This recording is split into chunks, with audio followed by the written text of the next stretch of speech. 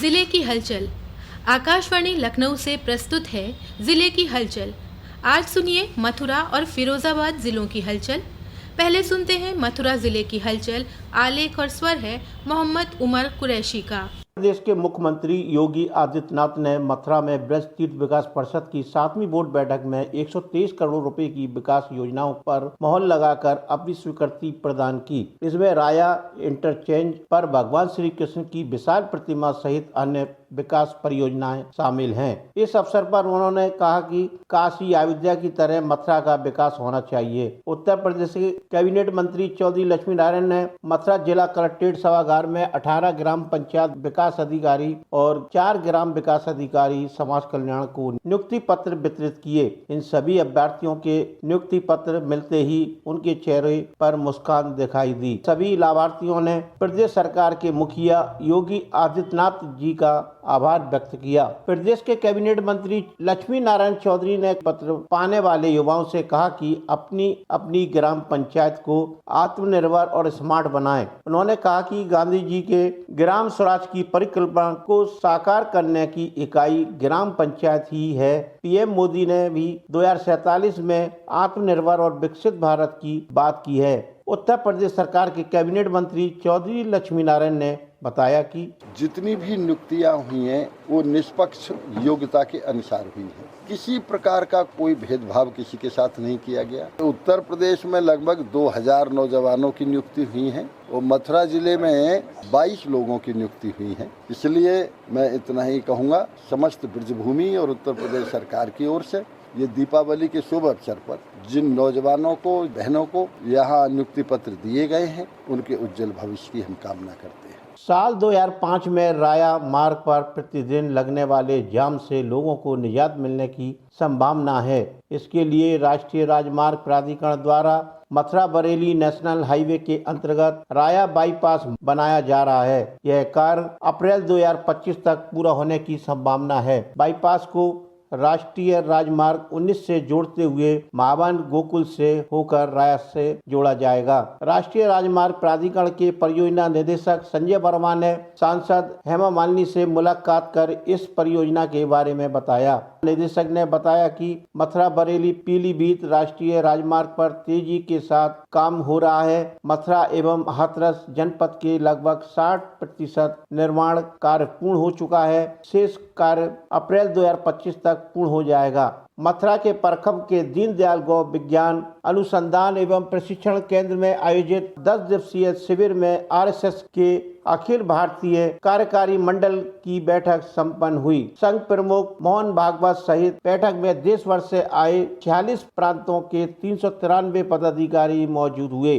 Sir कार्यवाह दत्तात्रेय होसवाले ने पत्रकार वार्ता में बताया कि बैठक में कई अहम मुद्दों पर रोशनी डाली गई। बैठक में सामाजिक समरसता के साथ ही अन्य मुद्दों पर भी चर्चा हुई। धर्म की नगरी मथुरा के राधा कुंड में हुई अष्टमी पर राधा रानी कुंड में स्नान करने से यहाँ के लिए शाम से भक्तों का सैलाब उमड़ पड़ा। हजारों भक्तों ने गिरिराज जी की परिक्रमा करते हुए राधा रानी कुंड पर पूजा अर्चना की। स्नान से पूर्व दीपदान किया गया।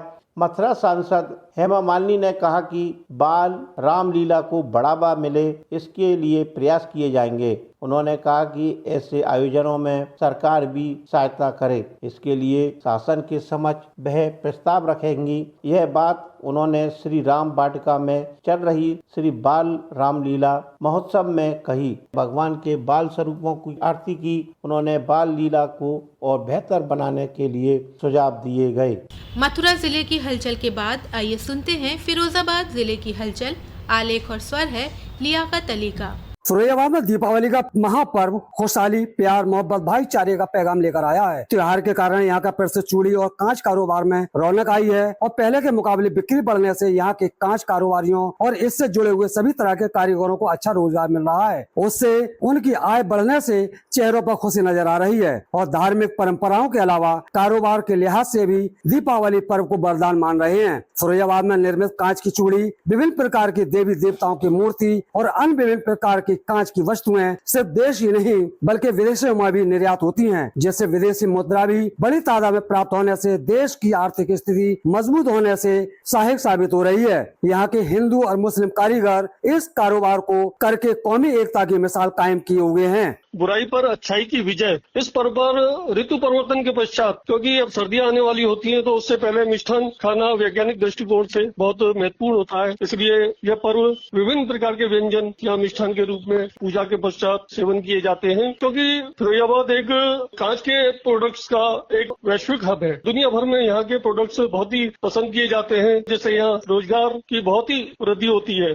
फिरोजाबाद में भाजपा सरकार की नई पहल से 69,000 से अधिक वृद्धावस्था पेंशन पाने वालों को बड़ी राहत मिली है। इन लाभार्थियों को पहले अपनी पेंशन की जानकारी करने के लिए दूर दराज से जिला मुख्यालय आना जाना पड़ता था, लेकिन अब इन्हें जिला मुख्यालय चक्कर नहीं लगाने पड़ेंगे। इनके लिए अब जिले के सभी ब्लॉक और तहसीलों पर पेंशन की जानकारी प्राप्त करने की सुविधा उपलब्ध करा दी गई है। इसलिए सुविधा से अब पेंशन लाभार्थी अपने नजदीकी स्थान पर जाकर अपनी पेंशन की स्थिति की जानकारी कर सकेंगे, जिससे उनका जिला मुख्यालय तक आने जाने में होने वाले खर्चे और समय व परेशानी से निजात मिलेगी। सरकार द्वारा की गई इस सुविधा से वृद्धावस्था पेंशन पाने वालों में काफी खुशी नजर आ रही है। जिला समाज कल्याण अधिकारी सूर्य कुमार मिश्रा ने कहा है कि सरकार द्वारा वृद्धावस्था पेंशन नेशनल बेनिफिट स्कीम के अंतर्गत ये जो संचालित की जा रही है, इसके अंतर्गत जनपद फिरोजाबाद के 67,902 लाभार्थियों की पेंशन स्वीकृत की जा चुकी है और उनको अब यहाँ मुख्यालय में आने की कोई आवश्यकता नहीं है। ब्लॉक व तहसील में अपने पेंशन की जानकारी कर सकते हैं। इससे